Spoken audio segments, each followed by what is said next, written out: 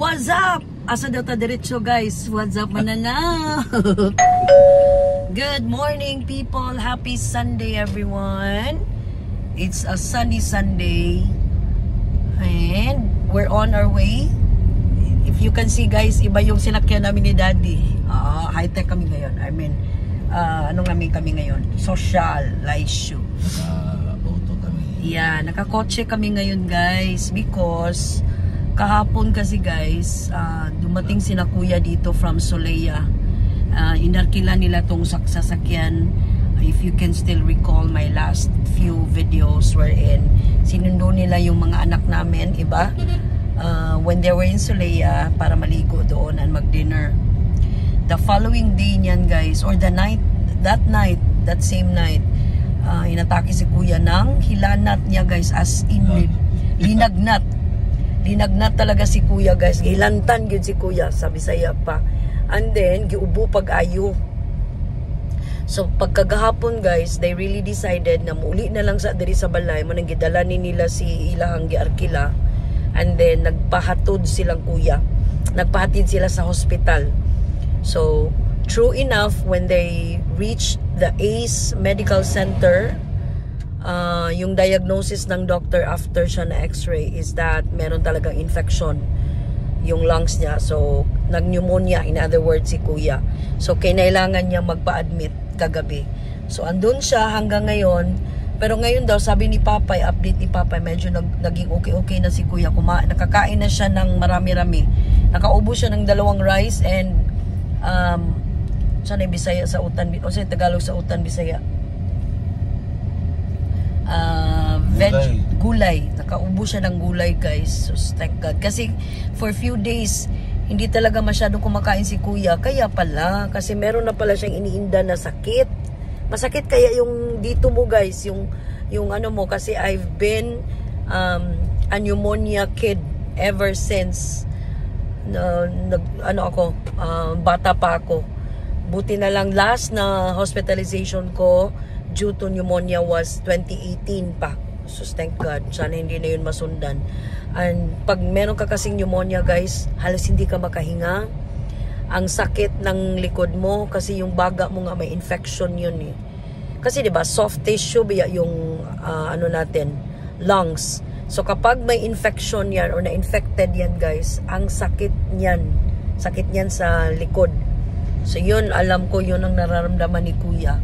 But hopefully he can recover very soon para at least man lang bago umalis si Papay. Kasi nga si Papay is aalis na ngayong Tuesday guys, papuntang US. So magre-rigor daw ang utok ni Papay guys kapag alam niyang andun pa si kuya sa hospital. Pero sabi ko, wag ka mag-alala kasi if kuya can recover that fast, kung maigo na siya sa tambal guys ba, I know that, you know, he can get out of the hospital very, very soon. So hopefully, kuya can get out of the hospital tomorrow or can check out tomorrow, hopefully. Whole day rest pa rin siya today with all the medications para at least, kami din, hangin-hangin ba yun? Kami din is makakapunta ng Bohol. Kasi nga, di ba guys, nag-vlog ako kahapon, sabi ko, we will be going to Bohol sana today and then uwi kami bukas. Ang problema, hindi kami natuloy dahil nga kay kuya. So, hintayin mo na namin guys na maging okay si kuya kasi Thursday pa naman yung libing ni Maauring. And nakapag-leave na ako guys, nakapagpaalam ako ng maayos sa aking boss na mag-i-extend ako ng aking leave for another 1 week. And pumayag naman siya, thank God. Para at least hindi ako magmadali ba kasi kainis kaya yung aalis ka tapos kailangan mong bumalik kinabukasan, nakaka-stress yan. Stress din yan, no? Oo, di ba? Nakaka-stress yan. So kami ni Daddy guys, ang namin ngayon is that after namin ihatid to, kasi kailangan tong ihatid 3 o'clock PM, magko-commute na lang kami, magta-taxi daw kami, sabi ni Papay.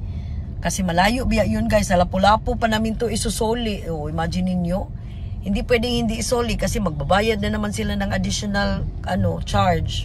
Hindi na nila magagamit kasi nga alis na si Papay the following day, Tuesday nga. So, palabas na kami ng Dumlo guys. pupuntahan muna namin yung mga bata sa ACE Hospital, si Kuya. And then, iwanan muna namin siya kasi si Papay din daw is kinailangan niya magpa-inject ng pneumococcal. Sana masali tayo no sa pneumococcal ba? Free daw yun. Ewan ko lang. Sana meron para ati si Daddy nakasway na makag-pneumonia din, no? Daddy has gone through pneumonia din. So, hindi madali ang mag-pneumonia guys kasi close to TB na yan eh. Kapag yun yung highest na yung TB talaga after pneumonia. So, kailangan talaga maagapan ang pneumonia para hindi magka-TB. Ang isang tao, sorry, nahulog kayo. Wala akong tripod guys. Hindi ko nadala-dala yung tripod ko. And wala din kasi itong ano dito eh. Sa coaching to. So we're riding a Vios. Vios lang yung inarkila ni na Kuya. 1.6 lang to guys a day. So 2 days na to sa kanila. So kailangan talang isoli. Today. Okay? So mamaya na lang uli guys pagdating namin sa ACE Hospital. So guys, dumaan muna ako ng 7-Eleven kasi inutusan ako ni Kuyang bumili ng Vitamilk. So, ito yan. Asa mang original, aniday, kini? Puti. Puti. Asang puti, aniday?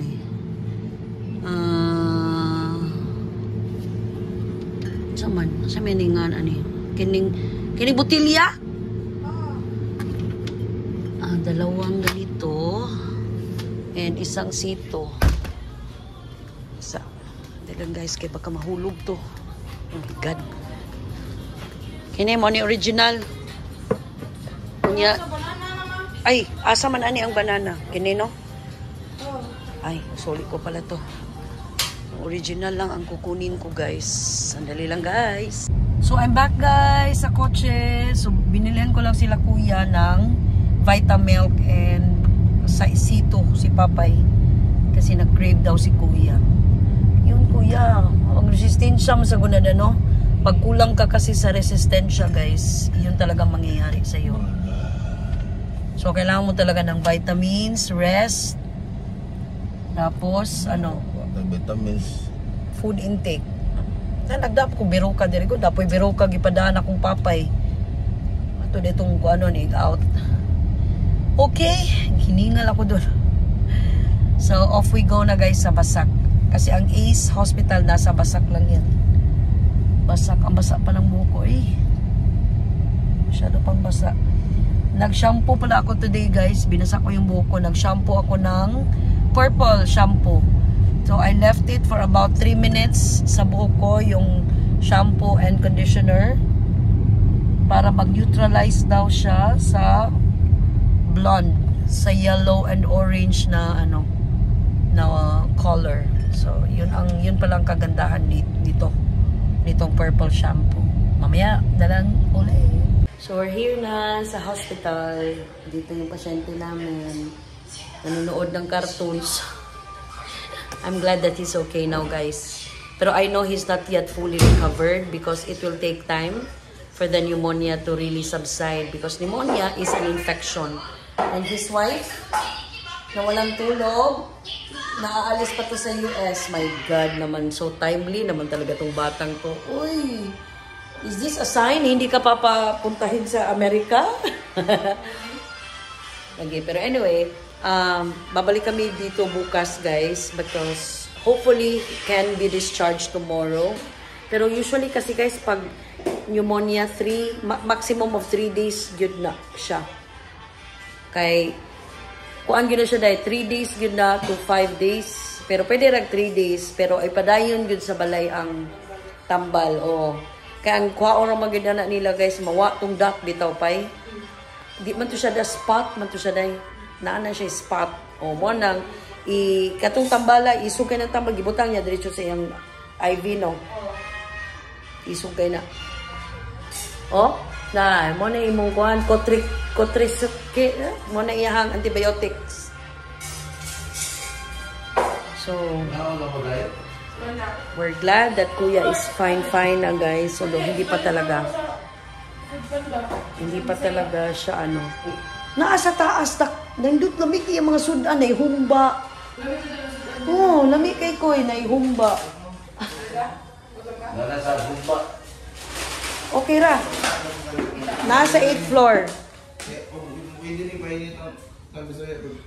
Oh, pwede na. Microwave sila dito. Oh, Kumba. you need all the, ano, Wala mo kaon? man namin. Nangaon naman ko man eh. Kumba. Nag-crave naman to ng humba. Kasi nagpunta ko ng 8th floor, guys, to open his Vitamilk. And nakita ko yung mga ulam nila. Hindi masyadong marami, pero I know masasarap. Kasi ang linis ng ano nila, guys, canteen, para buyag. Dito kami pala sa Ace, sa 8th floor. Gawas gini mo sa elevator. Ay, nagpa-abri man ko sa iyang Vitamilk. Kau man day sila yung abridor dari. Naamta ko yung abridor sa akong likas bag. No, kuha, humba.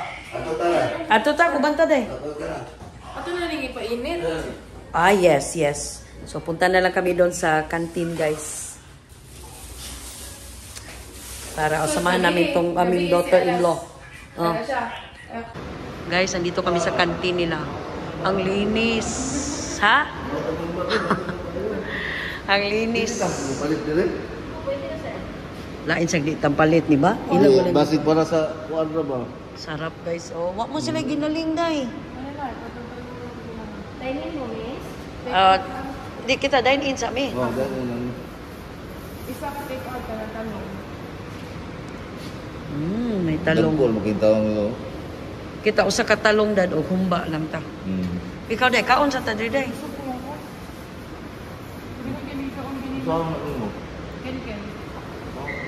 Laki ng ano nila guys, oh. Pantry or canteen nila dito sa Ace Hospital. Maganda dito guys kasi walang masyadong pasyente. Unlike sa Chonghua na fully crowded na. Dito hindi. Yan yung highway. Ayan. Asan yung San Jose dito? I know, near sila sa San Jose eh. Usara ka humba. Usara. Nga naman, hurot ka? O, duhaan na lang. So, we're having humba, guys. Sarap kasi ng humba. Papa is getting, ano lang, talong. And then, Daddy, kumain din siya. Kain tayo, guys. We're done eating. Hindi ko naubos yung humba, guys, kasi masyadong matigas. Pero masarap lang siya ang taste niya. So, pabalik na kami sa room ni Kuy Kuy. Ang room ng Kuy Kuy namin. Ningaw, gamay ra kayo. Tapos meron silang pabilen dito, guys.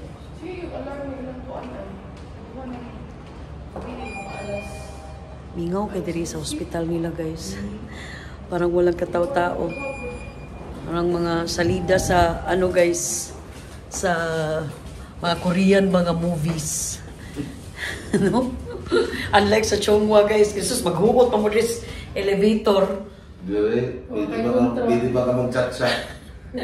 Yeah, you see med, daghan kay tao. Sus, diri ka. At least yung doctor. Si doctors, katong naga, oy, grabe itong mga tao dito. South Gen. Balik na kami guys sa room ni Koy Koy. Tabangi dia da sa tubig.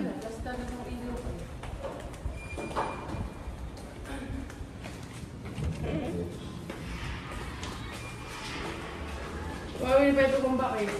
Sambik tayo. Sir, lang talong. Dong, dili mainit, wala sila yung microwave. Wala ito.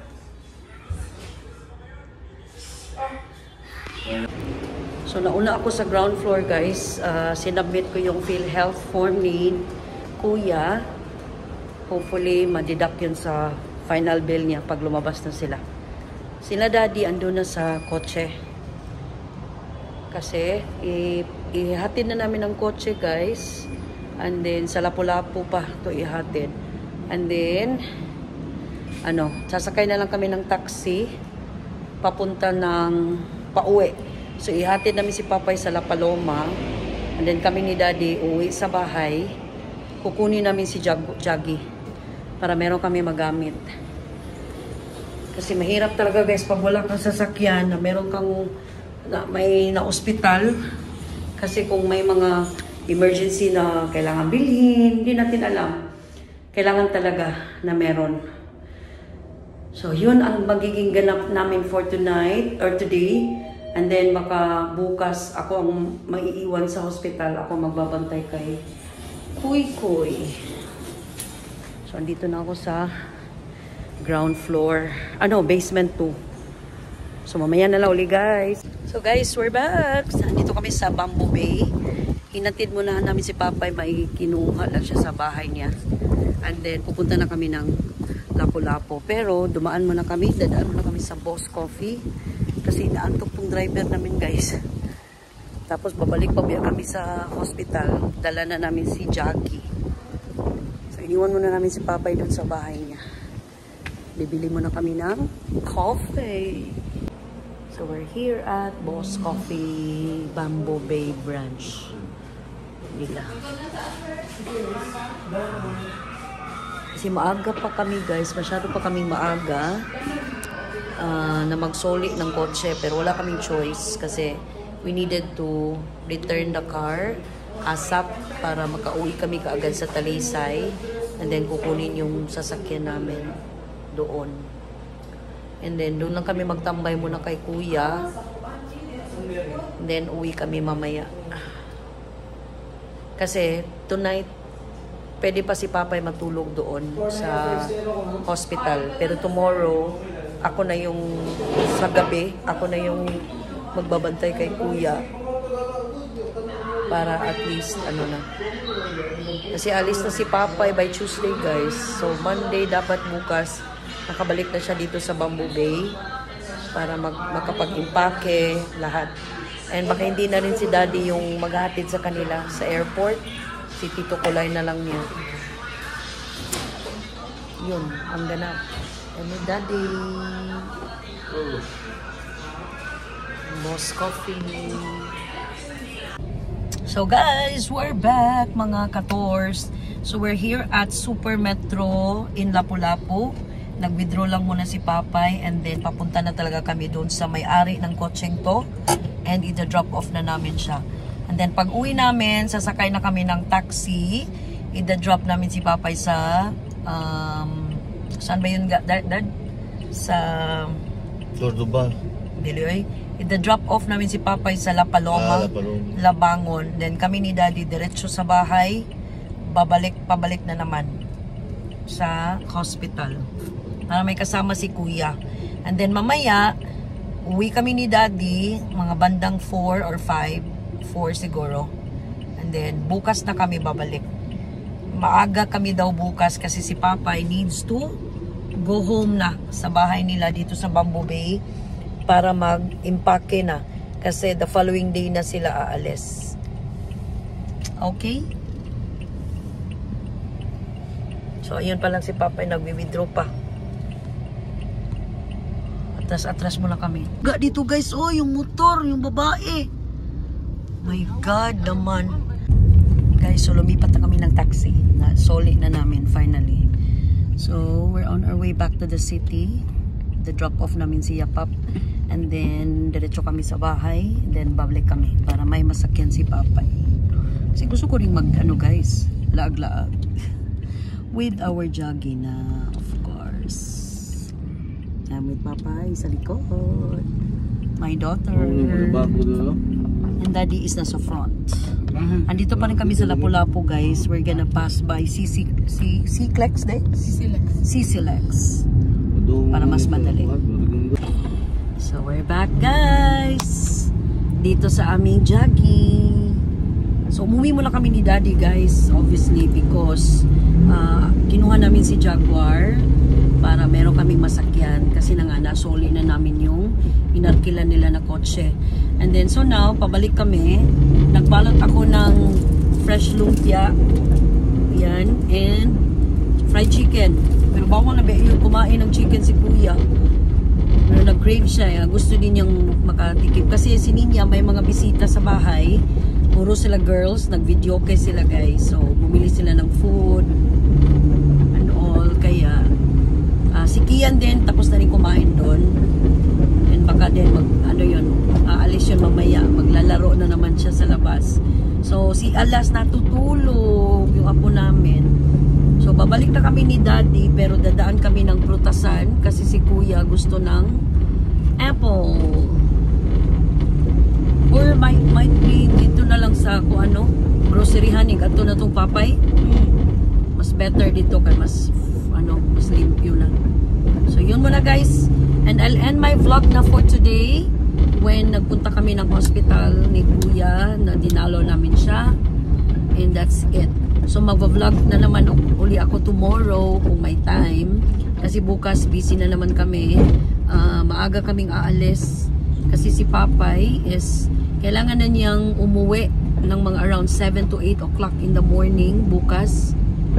So walang maiiwan kay Kuya. So ako ang maiiwan sa hospital para magbantay kay Kuya.